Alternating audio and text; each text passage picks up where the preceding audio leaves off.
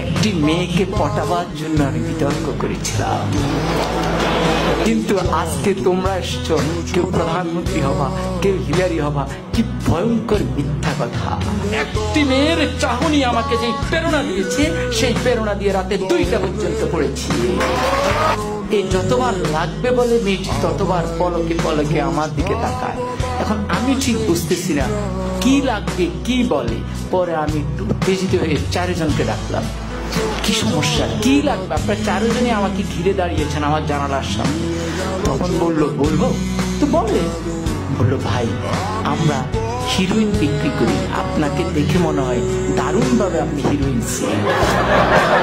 ফলে যে মেয়েটির কাছে আমি এয়ারপোর্টের সামনে নায়ক হয়ে উঠলাম, আখাউড়ায় হয়ে গেলাম হিরোইন, বাকি সময় আমি আর তার দিকে ভুলও তাকাই।